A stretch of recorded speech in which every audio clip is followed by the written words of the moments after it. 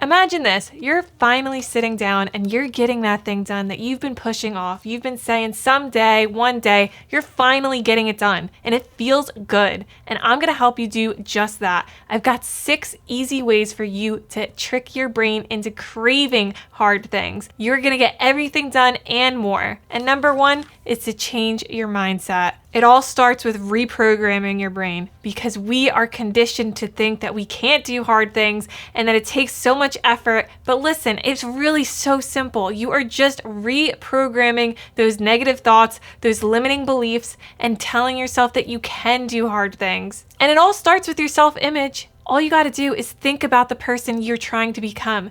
Who is that person? Is that person a hard worker, right? It's someone who does what they say they're going to do.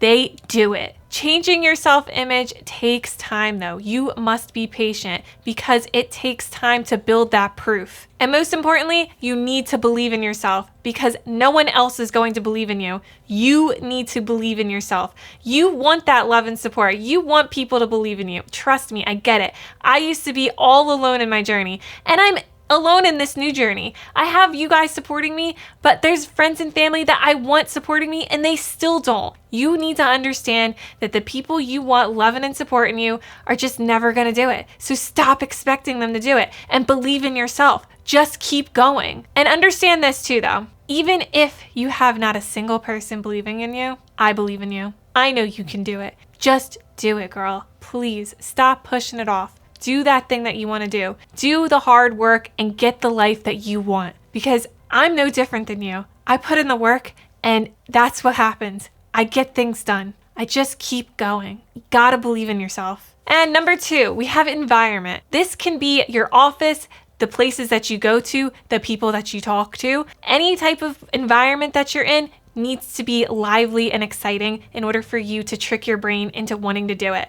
Like going to the gym, for instance. Once I started going to the gym, that's when sticking with working out actually worked. Because I used to work out from home and I used to rely on myself to want to work out and it didn't fucking work. Honestly, everyone's like, oh, you can work out from home. And yeah, you can start out with that and learn how to use equipment that way and study up and then be ready to go to the gym. But don't overthink it. Don't analysis paralysis your way out of going to the gym. Just go to the gym. Seriously, the sooner you go to the gym, the more you're going to be working out and the more excited you're going to be because there's going to be other people around you working out and it's going to motivate you because you drove over there. So you got to get the workout done now. You didn't waste your time driving over there for nothing and it's going to get you going at it. As humans, we adapt to our environments very quickly and easily. So when you go to the gym, you're going to look forward to going to the gym. At first, it's a little weird. It's a little awkward. If it's been a while, you'll get back into it. Once you're done and you're leaving, you're going to be like, damn, I'm so proud of myself for doing that. That felt good. Michaelin was right. She told me to go to the gym and I'm damn happy I did it. And don't you dare waste time looking for that cute little perfect gym outfit because I know you're nervous and scared. Just wear some baggy t-shirt, some sweatpants, put your shoes on and go. Seriously, you're going to be so happy that you did. And let's talk about if you want to get into reading again, right? Well, your environment makes a great deal on this because if you're surrounding yourself with other people that are reading, like in a library or a Barnes & Noble cafe, you're going to see other people reading and you're going to be like, well, shit, I got to read too now. And it's going to excite you. It's going to make you feel motivated to read. You're going to want to get back into reading if you're around others that are reading too. The key here though is to go to environments that are exciting and lively. If you go to a shitty gym or a shitty library, you are going to feel unmotivated because there's going to be people there that aren't taking it seriously, that are kind of just half-assing it, and you want the people that are going to excite you and motivate you and want you to do the thing that you're pushing off. So go and spend the extra money on the better gym membership if you can, and go to a better library or a better Barnes & Noble that you feel is a little more luxurious and a little more like, oh, this feels good. That's what you want with your environment. You want it to excite you. That's how you trick your brain into doing the thing that you don't want to do. And it also goes for your friends too. If you're surrounding yourself with people that are doing bad things, like you're going to get sucked into those bad things. They are doing things that you don't want to do, but you're still hanging around with them anyway, you're gonna do it. If they're playing video games or they're smoking weed or they're eating junk food, you're gonna be like, well, they're doing it, so like, I guess I should just do it too. And that's the thing, you don't want that. So take yourself out of those bad environments, those negative people.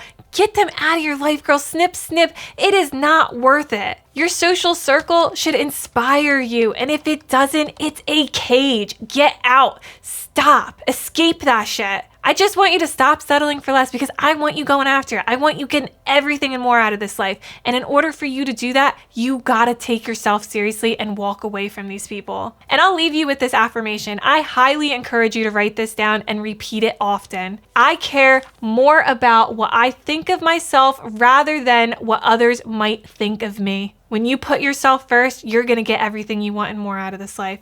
You will be able to do hard things. Next up, we have number 3. Rewards. Do hard things and reward yourself. You deserve it. If you're doing the hard thing, you deserve a reward. So treat yourself. You don't have to break the bank. It could be as simple as eating a little piece of dark chocolate when reading a nonfiction book. By the way, I love doing this and it really helps. Try it out. See how it works for you. Test things out. See what works for you. It's not a perfect one size fits all for everybody.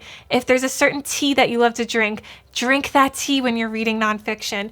You can reward yourself when you're doing something, or you can reward yourself afterwards. That's another great way to do it. It goes either way. Do both if you feel like it. Anything you feel like doing, that's what I'm all about. Try things on until they work for you. Just understand that getting rewards makes it feel like instant gratification. And we live in a modern world where instant gratification is everywhere. So this really helps with getting things done. If you have a reward either before, during, or after, whatever is gonna work for you. You can try all 3. Anything that feels good is what we're going for here. The biggest key takeaway though, is to try to reward yourself with something that is good and is going to incentivize you to do the hard thing again. Don't try to eat a bag of chips when you're trying to do an essay. That's not what I'm talking about. Try to eat like a snack bar, something healthy. A healthier option is really what you should be aiming for. And doing hard things, it can be tough. It can be really difficult. You're going to want to cave in. You're going to want to slip up. That's your brain saying things that you don't want it to say. So shut it up.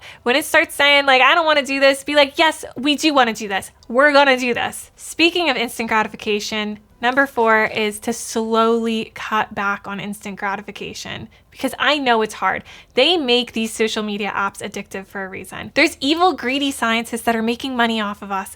They want us addicted to these social media apps. They want us addicted to junk food. Shit, I was even looking on my emails the other day and I saw that there's robots. They're actually doing it already in fast food restaurants, and they're getting rid of workers because they want to have you eating the perfect fries. And it's like, these fries, they're not even made with potatoes, y'all. There's so many weird ingredients in there. Seriously, look this shit up. It's sad.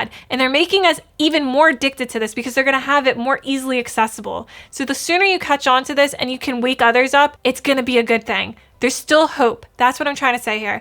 If we can spread this message to more people and get more people listening and understanding that this isn't good, then we can save each other. So make sure to give this video a like if you're enjoying my message so far. But listen, it takes time. It really does. It takes time to cut back on junk food and social media. But the more you do it, the easier it gets.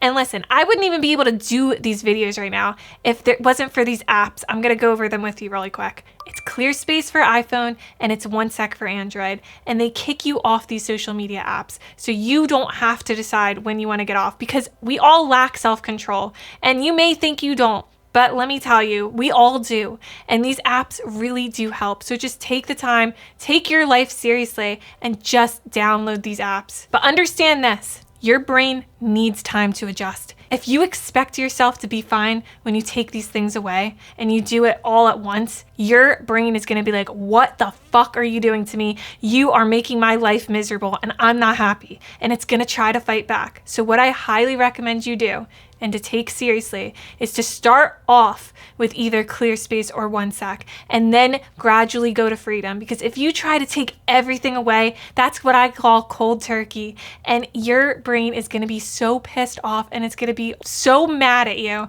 and it's going to try to self-sabotage. You're going to burn out and it's not going to be fun. So take my word for it. You need to do something that is going to replace the bad habit of doom scrolling and checking your apps all the time and checking websites all the time and checking your emails all the time and checking your YouTube analytics all the time if you're a fellow YouTuber. You need to go and do things that are gonna feel good. Going for walks, doing things that make you happy, reading a book, taking a bath, anything that you can relax with properly and not have your phone with you.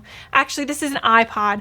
I highly recommend this too, the further you go along in this journey, because this helps me a lot too. If you are addicted to your phone, you gotta do what it takes. You have to do what it takes so that you can get hard things done. Enough talking about cutting back on instant gratification. You're on your own with this one, and I hope the best for you. But number 5, we've got stop multitasking. I know you want to do everything, but the more you focus on one thing, you're going to actually get it done. It's like having 10 tabs open on your computer, right? How are you supposed to focus on all those things? Close those tabs out. Get 2 to 3 tabs, all right? And then work your way to 1 tab, because that's really how you're going to get shit done. And sticking with one thing is going to help you get into flow. The flow state is when your brain is just focused fully on what it's doing. It's not thinking about anything else. It is fully immersed in the work that you're doing. And that is what you want. You want to be totally into what you're doing. You don't want to be thinking about anything else. You just want to focus on what you're getting done. And it makes the work so much easier this way because you're just enjoying it at that point.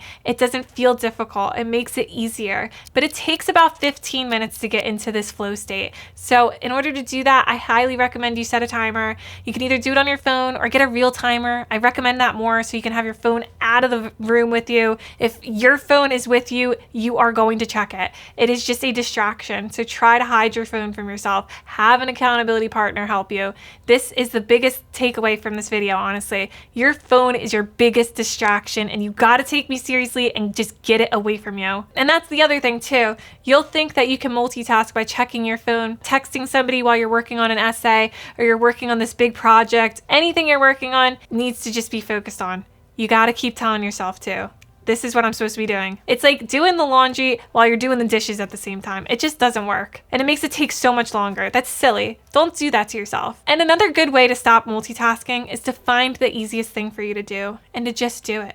Just simply get started and get it done. You'll start feeling better because at least you got something done. And getting something done is better than getting nothing done. Next up, we have number 6, breaking things down. Making them as simple as possible, taking the whole thing and just simplifying it. Things always seem harder if they're confusing or they're overwhelming, so just make it simpler, break it down. It makes you feel like you're making progress when you make it into a step-by-step process instead of one giant project. Because think of it this way, instead of taking on your whole messy bedroom, let's say you have a trail that goes from the door to your bed, right? And everything in your room is just a total mess. Like it looks like a tornado came through and just destroyed your room, right? Instead of taking on that whole project, you're just gonna take out the garbage. There's just some garbage in your room, and you're just gonna take anything like empty bags of potato chips, a box of something that you got in the mail, like an Amazon box. You're just throwing things away. You're throwing away the garbage.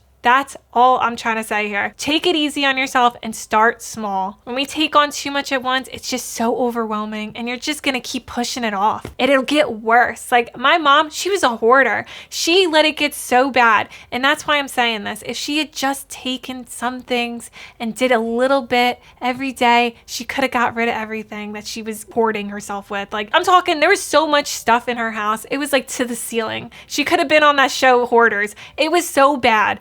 And I wish I could have helped her. I didn't know how bad it was. At one point, she would tell me to stop coming over.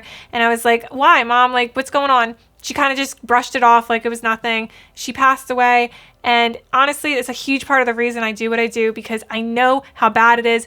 People don't want to talk about it. I'm here to talk about it with you, girlie. Take your life seriously. If you've got a problem with collecting things and you're just holding on to things for too long, start getting rid of them. Slowly but surely. You will feel so much better if you just get at least a few things thrown away. Stop hoarding things. Like that's probably one of the biggest things that I would say stop my mom from living a good life. And I just don't want to see you living a bad life because of that, because it gets worse. over the years, it just keeps accumulating, and then it makes it so much harder to get rid of these things. So just start small, get the garbage out first. Some garbage in one room if you're bad. Listen, like I said, I used to be like this.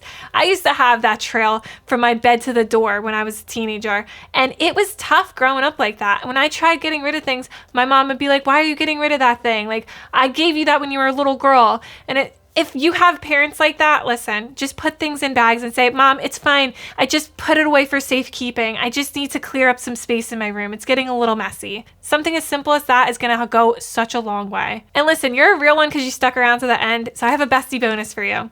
If something is frustrating you, stop it. Don't let it frustrate you. Just stop, take note of it, and keep moving forward. Because I had this happen to me earlier today. When I was writing this script, I came into this issue because I was using my iPad, because I have very bad self-control with social media still, okay? You're not alone. I have it too, but I use my iPad for writing scripts. It's still a new thing right now, and I can't move things around in my script. So I had some stuff on the bottom that I was trying to move to the top of the script, and I couldn't do it, and it was frustrating me. And then I told myself, why am I letting this frustrate me? It's just making it harder to get the thing done. So I was like, okay, well, I'm just gonna write it down. And I was like, wow, this is a perfect way to explain what I mean by this. If something is frustrating you, just write it down and worry about it later. Because that's exactly what I did. Once I got my laptop, I was able to move the stuff around, and it was fine. When we let ourselves dwell on things, it stops us. It just stops us right in our tracks from getting the work done. It gets us frustrated, it gets us upset, it gets us pissed off, and it's not worth it. It's only making it harder